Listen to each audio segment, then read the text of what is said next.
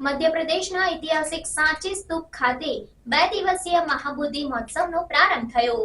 મધ્યપ્રદેશના ઐતિહાસિક સાંચી સ્તૂપ ખાતે 2 દિવસીય મહાબોધિ મહોત્સવનો પ્રારંભ થયો। આ મહોત્સવનો હેતુ વિવિધ સાંસ્કૃતિક પ્રસ્તુતિઓ અને પ્રવૃત્તિઓ દ્વારા બૌદ્ધ ધર્મ અને સંસ્કૃતિને ઉજાગર કરવાનો છે। કેન્દ્રીય મંત્રી કિરણ રિજિજુએ આ કાર્યક્રમનું ઉદ્ઘાટન કર્યું, જેમાં વિશ્વભરના બૌદ્ધ અનુયાયીઓ અને સાંસ્કૃતિક રસિકોએ ભાગ લીધો। મહોત્સવની શરૂઆત બૌદ્ધના મુખ્ય શિષ્યો સારીપુત્ર અને મહામોગલાનના પવિત્ર અવશેષોની વિધિવત પૂજા સાથે થઈ, જેને મંદિરના તળિયેથી જાહેર દર્શન માટે બહાર લાવવામાં આવ્યા હતા। મહાબોધિ મહોત્સવમાં પરંપરાગત નૃત્ય, સંગીત અને નાટ્ય પ્રસ્તુતિઓ સહિતની શ્રેણીબદ્ધ સાંસ્કૃતિક પ્રસ્તુતિઓનો સમાવેશ થાય છે, જે ભગવાન બુદ્ધના જીવન અને ઉપદેશોને દર્શાવે છે। આ કાર્યક્રમમાં બૌદ્ધ કલા અને વારસાને દર્શાવતી પ્રદર્શનો પણ સામેલ છે, જે મુલાકાતીઓને બૌદ્ધ તત્વજ્ઞાન અને મૂલ્યોની ઊંડાણપૂર્વક સમજણ આપે છે। ઉદ્ઘાટન સમારંભમાં મંત્રી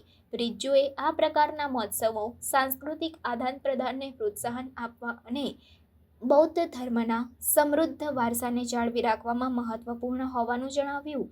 તેમણે આ કાર્યક્રમના આયોજન અને સફળતામાં મધ્યપ્રદેશ સરકાર અને સ્થાનિક સત્તાવાળાઓના પ્રયત્નોને પણ ઉજાગર કર્યા। આ મહોત્સવમાં આંતરરાષ્ટ્રીય પ્રવાસીઓ, વિદ્વાનો અને ભક્તો સહિત મોટી સંખ્યામાં મુલાકાતીઓની ઉપસ્થિતિની અપેક્ષા છે, જેમને બૌદ્ધ ધર્મની આધ્યાત્મિક અને સાંસ્કૃતિક તત્વજ્ઞાનનો અનુભવ કરવાનો મોકો મળશે।